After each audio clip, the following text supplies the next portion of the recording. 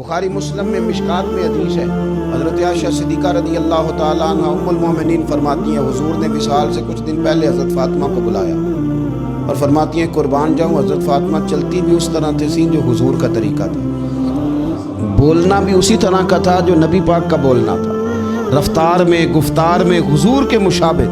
वो तशरीफ़ लाई, हुज़ूर ने करीब बिठाया और कान में राज की बात की। इसका मतलब है कुछ बातें बेटियों से भी राज की कर लेनी चाहिए।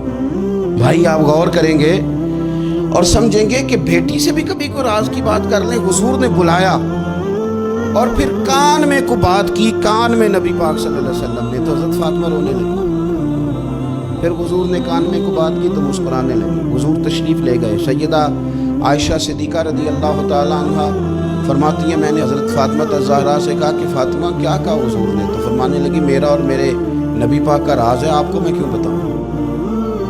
तो हज़रत सैयदा आयशा सिद्दीक़ा कहती हैं, मैं खामोश हो गई।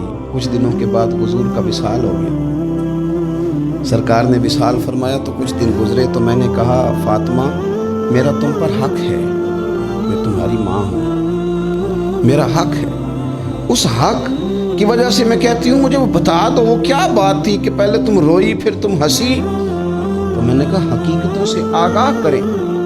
नबी पाक सल्लल्लाहु अलैहि वसल्लम की शहजादी फरमाने लगी, अम्मा जी हुजूर ने मेरे कान में कहा था कि फ़ातिमा हर रमज़ान में जिब्रील अमीन एक कुरान पाक मुझे सुनाते थे, एक मैं उन्हें सुनाता था।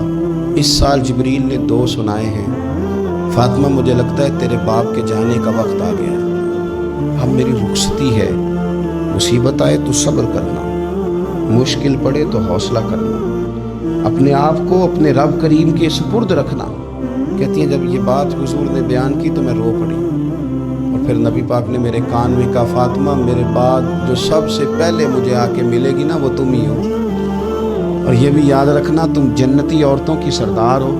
फरमाती हैं ये बात सुनी तो मैं मुस्कुरा दी। 6 माह गुजरे हुजूर के बाद तो सैयदा फ़ातिमा का विसाल हो गया। सिर्फ 6 माह, पूरा साल नहीं, 6 माह।